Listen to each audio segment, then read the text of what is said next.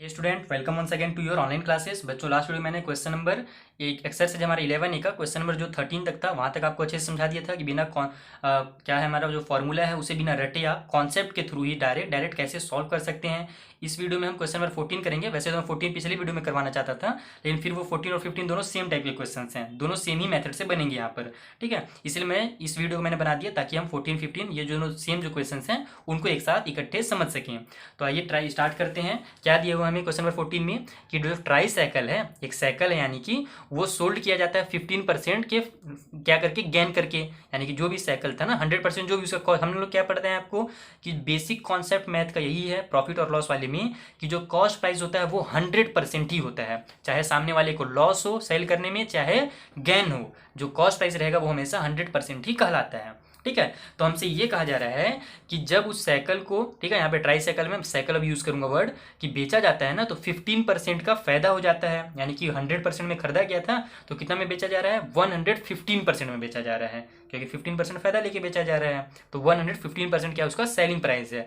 आगे हमसे ये कहा जा रहा है कि अगर वही साइकिल 108 रुपीज और ज्यादा लेकर के बेचा जाता, यानी कि 108 रुपीज अगर हम और ज्यादा ले लेते पैसा सामने वाले से, तो फिर प्रॉफिट क्या हो जाता, 20% हो जाता। पहले 15% था, वो 20% हो जाता। इसका मतलब जो सेलिंग प्राइस था वो 120% हो जाता।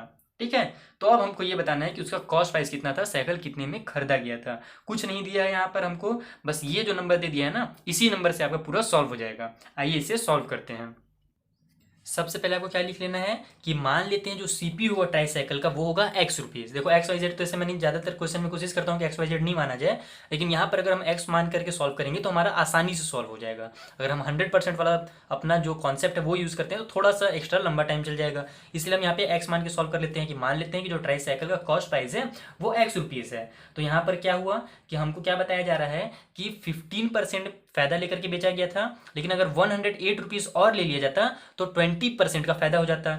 इसका मतलब कि जो सेलिंग प्राइस है ना 120% जो है ना एक्स का, देखो 120% जो एक्स का है वो ज्यादा है 115% ऑफ एक्स से, कितना, 108 रुपीज। ये हमसे यहाँ पे क्वेश्चन में कहा जा रहा है। 100 कहाँ से आ गया, अब ये भी कंफ्यूज हो जाएंगे बच्चे जो पहले वाले वीडियो नहीं देखे ना, वो डायरेक्ट अगर देख रहे हो तो कंफ्यूज हो जाएंगे। बाकी पहले बच्चे लोग को समझ में आ ही जाएगा कि 120 कैसे हो गया, क्योंकि वहां पर हमको ये बताया गया था कि जो सेलिंग प्राइस है वो गेन हो रहा है 20%। ठीक है, तो कॉस्ट प्राइस कितना होता है, हमेशा 100% होता है। इसका मतलब ये सेलिंग प्राइस कितना हो गया होगा, 20% गेन होकर के 120% हो गया होगा। सेम उसी तरीके से ये 115 कहाँ से आ गया, हमको तो 15 दिया हुआ था, तो फिर यहाँ पर भी वही मसला है कि जो 15% दिया हुआ है वो गेन दिया हुआ है, हमें प्रॉफिट दिया हुआ है। तो जो कॉस्ट प्राइस था वो 100% था, तो जो सेलिंग प्राइस हो जाएगा वो 15% गेन मिला देंगे हम, तो 115% हो जाएगा।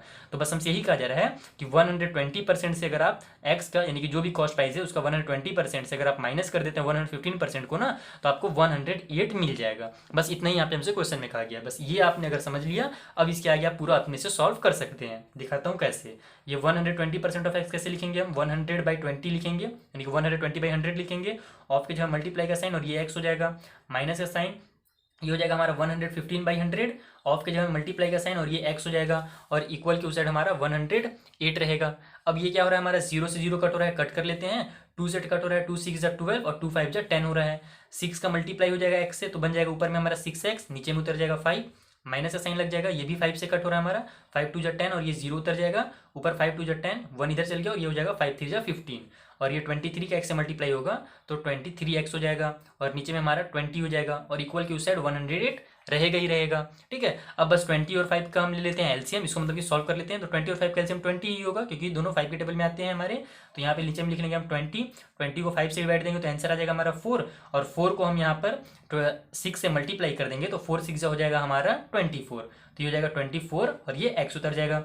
माइनस का साइन है, जो एलसीएम 20 लिया हमने उससे 20 को डिवाइड देंगे तो आंसर आ जाएगा 1, और 1 के ऊपर वाले से मल्टीप्लाई करेंगे तो ये हो जाएगा 23, क्योंकि 23 का 1 से मल्टीप्लाई करो तो 23 आएगा, और ये जो एक्स है वो उतर जाएगा। ठीक, जो हमने फ्रैक्शन वाला और डेसिमल वाले में मैंने बताया था ना आपको कि किस तरीके से आप एलसीएम लेकर के जल्दी से सॉल्व कर सकते हैं, वही बस हमने यहाँ पे फॉलो किया है। यानी कि इसका एलसीएम लिया है, जो पहले हमारा तरीका था फ्रैक्शन वाले चैप्टर में फ्रैक्शंस का माइनस करने का प्लस करने का, बस वही तरीका यहाँ पे फॉलो किया है। एक्स वाई है तो उससे कोई अलग नहीं हो जाएगा काम, सेम आपको काम वहीं पे करना है, जो रूल वहाँ था वही रूल यहाँ पे अपनाना है।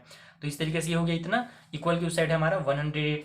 अब देखो ये माइनस हो जाएगा 24 में से 23, तो बच जाएगा 1x, जिसको हम केवल x भी लिख सकते हैं, और इक्वल के उस साइड हम ट्रांसफर कर देते हैं इस 20 को। तो x इक्वल टू हो जाएगा हमारा 108 मल्टीप्लाई 20, क्योंकि अभी डिनोमिनेटर में था, राइट साइड में चल जाएगा ट्रांसफरिंग होकर के, तो ये हो जाएगा न्यूमरेटर में, तो न्यूमरेटर में आ गया हमारा।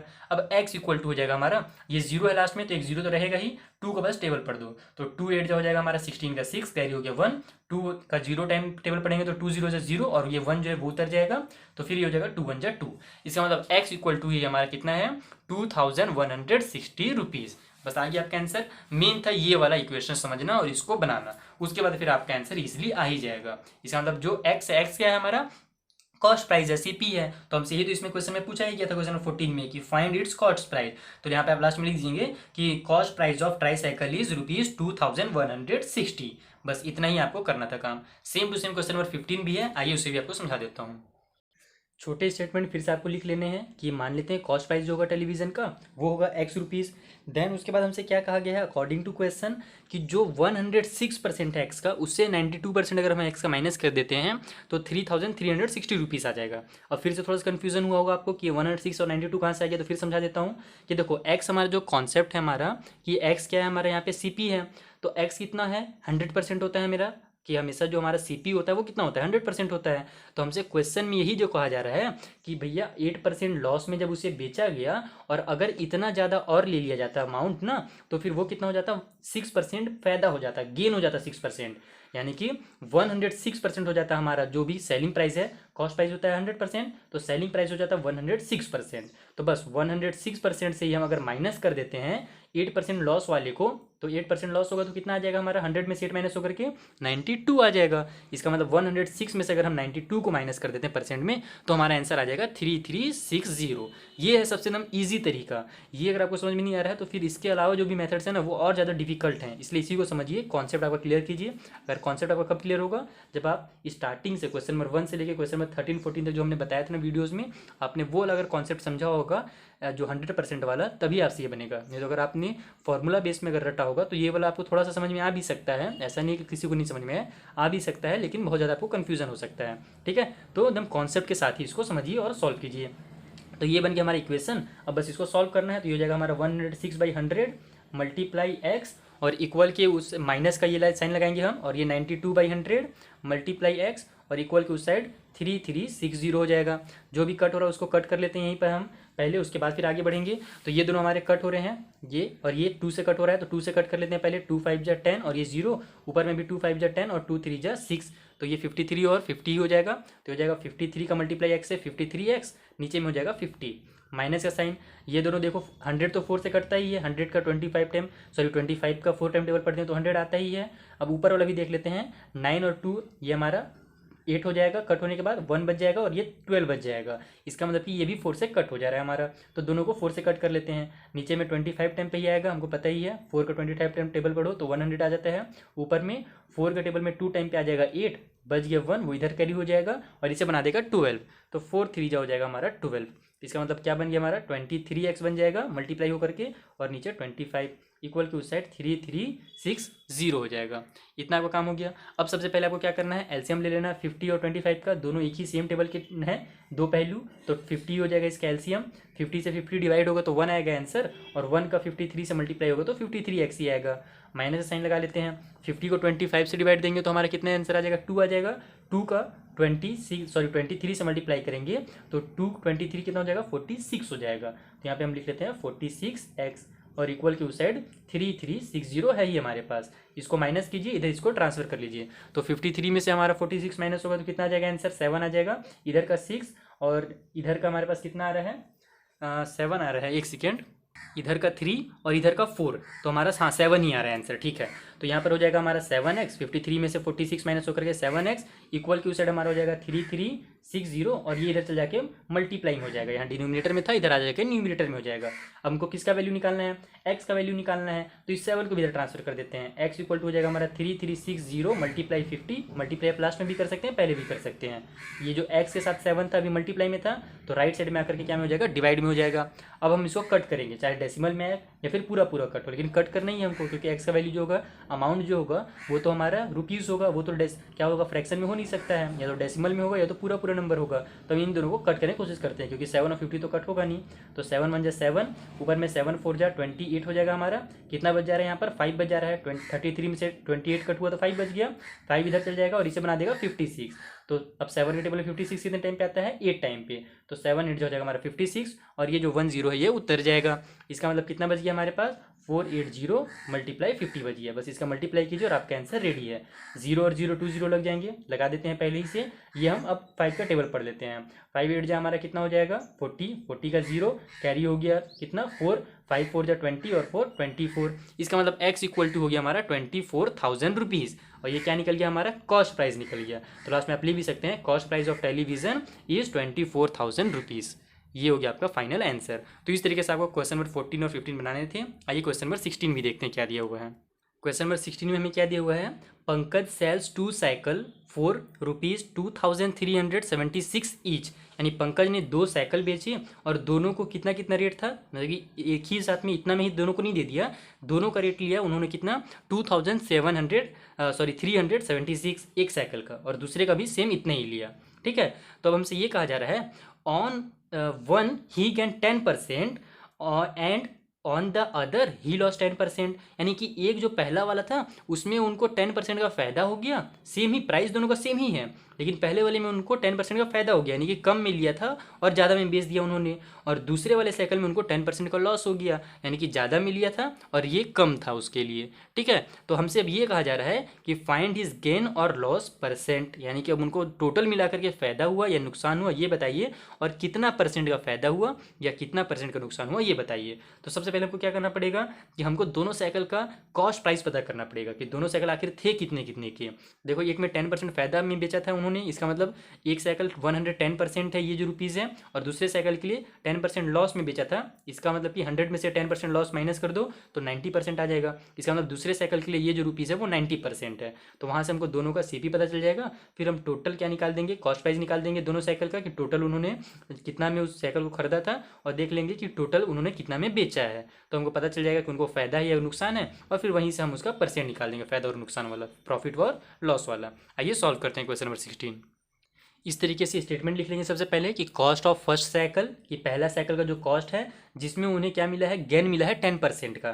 ठीक है, इसका मतलब कि जो भी उनका कॉस्ट प्राइस था, समझ में आ रहा है ना, 100%, तो यहाँ में 10% का उनको फ़ायदा मिला है। इसका मतलब हमको क्या दिया गया है, 110% दिया हुआ है सेलिंग प्राइस, क्योंकि 10% का फ़ायदा है तो 110% लिखेंगे। और कितना है सेलिंग प्राइस, तो यहाँ पर हमें दिया हुआ है, कहाँ गया, 2376, ये हमको 110% दिया हुआ है।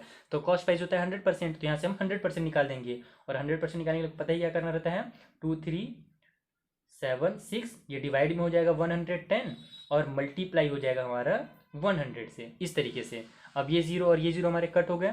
अब देखते हैं 11 से इसको सीधा सीधा कट करके, 11 से ऊपर वाले नंबर को, तो 11 1 जा 11 हो जाएगा हमारा, ऊपर में 11 2 जा 22, कितना बच गया, 1 बच गया, वो इधर चल जाएगा। तो 11 के टेबल में फिर 11 ही हो जाएगा, क्योंकि 17 तो छोटा नंबर है, तो 11 1 जा 11 ले लेते हैं, कितना बच जाएगा हमारे पास, 6 बच जाएगा। 17 में से 11 कट होने के बाद तो 6 को इधर कर देंगे ट्रांसफर, और ये बन जाएगा 66। तो 11 6 हो जाएगा 66, 11 से पूरा पूरा कट हो गया। कितना आंसर आ गया हमारा, 216, और मल्टीप्लाई हो गया 10 से। इसका मतलब 216 और ये 0, इतने रुपीज़ में उन्होंने फर्स्ट साइकिल को खरीदा था जिसमें उसको फ़ायदा हुआ है। तो देखो 2160 में खरीदा था और 2376 में बेच रहा है उन्होंने, इसका मतलब 10% फ़ायदा से लेके बेच रहा है। अब सेम यही स्टेटमेंट लिख लेना आपको कि cost price of second cycle, दूसरे साइकिल का कॉस्ट प्राइस जिसमें उन्हें क्या हुआ था, लॉस हुआ था, ही गेट लॉस ऑफ कितना परसेंट, 10% है ना, दूसरे वाले साइकिल में उनको 10% लॉस हुआ था। इसका मतलब कि हमें जो ये नंबर दिया हुआ है दूसरे वाले साइकिल के लिए, तो यहाँ पर एक बार आप स्टेटमेंट जरूर लिख लीजिएगा और उसके नीचे लिखिएगा 90% ये हमें दिया हुआ है 2376, क्योंकि हमको पता है कि 10% लॉस हुआ, इसका मतलब कॉस्ट प्राइस था अगर 100%, तो जो सेलिंग प्राइस हो जाएगा 10% लॉस होकर के वो 90% बन जाएगा। तो 90% इक्वल टू 2376 हो जाएगा यहाँ पर। तो यहाँ भी हमें क्या निकालना है, उसका टोटल एक्चुअल वैल्यू निकालना है, एक्चुअल कॉस्ट प्राइस निकालना है, जो कि होता है 100%। तो यहाँ भी हम 100% लिखेंगे इस तरीके से, और 90% दिया हुआ है इतना, तो 100% कितना हो जाएगा, 2376 डिवाइड में 90 और मल्टीप्लाई में 100। ये जीरो फिर से कट हो गया, 9 1 जा 9 कट कर देते हैं डायरेक्ट, ऊपर में 9 2 जा हो जाएगा हमारा 18, कितना बच गया 5 बच गया, 5 चल जाएगा इधर हमारा और इसे बना देगा 57। अब 9 के टेबल में आता है 6 टाइम पे हमारा कितना 54, तो 9 6 जा 54 कट करते हैं हम, बच गया 3 इधर आ जाएगा और इसे बना देगा 36। अब 9 के टेबल में 4 टाइम पे आता है हमारा 36, इसका मतलब कि डिनोमिनेटर हो गया क्लियर, न्यूमिनेटर में क्या बच गया 264 मल्टीप्लाई 10, यानी कि 264 और ये एक जीरो। इसका मतलब दूसरा वाला जो साइकिल था ना जिसमें उनको लॉस हुआ है वो उन्होंने कितना में खरीदा था 2640 रुपीज़ में खरीदा था, और देखो बेच कम में ही रहे हैं 2376 में, इसका मतलब जाहिर सी बात है कि उनको लॉस ही होगा। अब हम क्या करेंगे कि देख लेते हैं कि एक्चुअल में उन्होंने टोटल कितना में खरीदा था दोनों साइकिल को, तो यहाँ पे आप लिख देंगे total cost price of both cycles, मैं बोथ कर देता हूँ केवल, नहीं टोटल जो कॉस्ट प्राइस है वो देख लेते हैं कितना है उनका, तो ये हो जाएगा हमारा पहला वाला साइकिल का 2160 और दूसरे वाले साइकिल का 2640। आइए दोनों को प्लस कर लेते हैं, 0 0 तो हमारा 0 ही हो जाएगा, ठीक है, 4 और 6 10 का 0 कैरी हो गया 1, 6 और 1 7 और ये 1 8 और ये 2 2 4, यानी कि दोनों साइकिल को उन्होंने टोटल 4800 में खरीदा था। अब देखते हैं हम कि टोटल उन्होंने दोनों साइकिल को बेचा कितना में है, तो यहाँ पर लिख देंगे हम कि टोटल CSP यानी कि सेलिंग प्राइस ऑफ बोथ, यानी कि बोथ साइकिल दोनों साइकिल का अब देखते हैं सेलिंग प्राइस कितना है, तो दोनों को उन्होंने कितना कितना में बेचा है, तो 2376 में दोनों को बेचा है। तो यहाँ पे या तो इसका 2 से मल्टीप्लाई कर दो आप या फिर 2 बार इसको ऐड कर दो, जो भी आप करना चाहो वो कर सकते हैं। तो मैं यहाँ पे आप ऐड किया हूँ पिछले बार, तो यहाँ पर भी मैं ऐड कर देता हूँ, 6 6 हो जाएगा हमारा 12 का 2 कैरी हो गया 1, 7 7 14 और 1 15 का 5 कैरी हो गया 1, 3 3 6 और 1 7 2 2 ये हो जाएगा 4। तो देखो खरीदा था उन्होंने कितना में 4800 में दोनों को, और बेचा कितना में दोनों को, तो 4752 में बेचा। इसका मतलब जाहिर सी बात है कि उनको नुकसान हो गया, तो यहाँ पर हम लिखेंगे लॉस ही है ना, उनको लॉस हो गया, और कितने का लॉस हो गया 4800 से माइनस करके देख लेते हैं कि कितना का उनको लॉस हुआ है 4752। तो यहाँ जाहिर सी बात दिख रहा है 800 में से 752 माइनस होगा तो कितना आएगा 48 ही रुपीज़ आएगा, बाकी 4000 से 4000 माइनस होगा तो जीरो हो जाएगा। इसका मतलब कि 48 रुपीज़ का उनको क्या हुआ था लॉस हुआ था। अब लॉस परसेंट निकालना है हमको, यहाँ पे लॉस नहीं पूछा था हमसे कितना का लॉस हुआ है, इसके आगे भी हमसे पूछा है कि लॉस परसेंट बताइए, तो यहाँ पे हम लिखेंगे लॉस परसेंट इक्वल टू, तो ये 48 जो हमारा लॉस है उसको लिखते हैं ऊपर में, और परसेंट निकालने के लिए नीचे किसको लिखा जाता है, जो कॉस्ट प्राइस होता है उसे लिखा जाता है। तो कॉस्ट प्राइस कितना है एक्चुअल वाला, तो है वो 4800, तो नीचे में लिखेंगे हम 4800 और मल्टीप्लाई कर देंगे 100% से, तो यहाँ पर हमको इसका लॉस परसेंट पता चल जाएगा। ये 20 कट हो गया, 48 1 जा 48, 48 1 जा 48, डिनोमिनेटर में 1 का कोई वैल्यू नहीं है, न्यूमरेटर में 1 1 जा हमारा हो जाएगा 1%। इसका मतलब कि दोनों साइकिल को उन्होंने जब बेचा ना तो उनको 1% का नुकसान हुआ लास्ट में टोटल मिला करके। इस तरीके से आपको क्वेश्चन नंबर 16 को बनाना था। आई होप आपको समझ में आया होगा। आइए क्वेश्चन नंबर 17 देखते हैं क्या दिया हुआ है। क्वेश्चन नंबर 17 में हमसे कहा जा रहा है कि on selling an adjust fan for ₹7350, यानी कि एडजॉस्ट फैन को 7350 रुपये में जब सेल किया गया बेचा गया, तो जो मैन जिन्होंने बेचा था उन्होंने गेन किया 1/6 ऑफ इट्स कॉस्ट प्राइस, यानी कि जितना भी उसका कॉस्ट प्राइस था उसके में देखो परसेंट में हमको नहीं दे रहा है, हमको फ्रैक्शन में बता रहा है कि जो भी अगर मान लो यहाँ पे हमको फ्रैक्शन में नहीं दिया रहता परसेंट में दिया रहता कि मैन को हुआ 5% का फायदा उसके कॉस्ट प्राइस में, तो यहाँ पर हमारा जो सेलिंग प्राइस है वो हो जाता है 100 प्लस 5%, यानी कि 105% हो जाता है। लेकिन यहाँ पे हमको क्या दिया हुआ है, ये फ्रैक्शन में दिया हुआ है, तो अब 100 वाला काम करेगा नहीं, यहाँ पे हमको क्या करना पड़ेगा एक्स मान करके सॉल्व करना पड़ेगा। तो इसको हम एक्स मान लेंगे कि जो उसका कॉस्ट प्राइस था वो एक्स था, तो यहाँ पर वो 1/x% यानी 1/6x% का ही क्या किया उन्होंने गेन किया है। तो हमको बस वही कॉस्ट प्राइस बताना है कि फैन का जो एडजॉस्ट फैन है उसका कॉस्ट प्राइस कितना है। आइए सॉल्व करते हैं। सबसे पहले इस तरीके से स्टेटमेंट लिख लेना है कि let the cost price of fan be x rupees, कि जो कॉस्ट प्राइस है फैन का वो एक्स रुपीज़ है। तो अकॉर्डिंग टू क्वेश्चन के अकॉर्डिंग हमसे क्या कहा जा रहा है कि जो भी उसका कॉस्ट प्राइस है उसका उन्होंने कितना फ़ायदा किया, कितना गेन किया 1/6 गेन किया था, और फिर वो टोटल कितने में बेचते हैं उसको, तो 7350 रुपीज़ में बेचते हैं। तो यहाँ पर इसका मतलब क्या हो जाएगा, इक्वेशन क्या बन जाएगा हमारा x जो कि हमारा कॉस्ट प्राइस है उसमें 1/6 ऑफ x, यानी कि x का ही 1/6 अगर हम ऐड कर देते हैं निकाल करके, तो दोनों को ऐड करने के बाद उनको टोटल कितना मिलता है 7350 रुपीज़ मिल जाता है। अब बस इन दोनों को सॉल्व कीजिए जल्दी से इस इक्वेशन को। तो ये क्या हो जाएगा हमारा x प्लस ये 1/6 ऑफ के जगह मल्टीप्लाई का साइन और फिर ये x इक्वल टू 7350, ये 1 और x का मल्टीप्लाई होगा तो 1x हो जाएगा, ये हो जाएगा x plus x divide by 6 equal to 7350। अब एलसीएम ले लेते हैं हम, एलसीएम वगैरह का लेने की जरूरत नहीं है। अगर ये बीच हवा में लटक रहा है तो इसका इससे डायरेक्ट मल्टीप्लाई कीजिए, क्रॉस मल्टीप्लाई, और ऊपर वाले को ऐड कर दीजिए अगर प्लस का साइन है। तो 6 का x से मल्टीप्लाई होगा तो 6x हो जाएगा, प्लस में ये वाला x हो जाएगा डिवाइड में 6 इक्वल टू 7350 हो जाएगा यहाँ पर हमारा।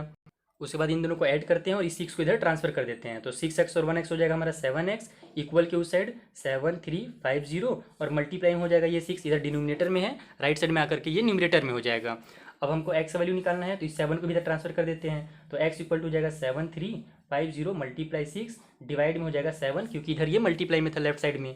अब इसको कट कर लेते हैं, नीचे में 7 1 जा 7 डिनोमिनेटर में, ऊपर न्यूमरेटर में देखते हैं 7 1 जा 7 हो जाएगा। उसके बाद हमको 2 डिजिट साथ में लेना पड़ रहा है, 3 तो कट होगा नहीं 7 से, 35 पूरा कटना पड़ेगा।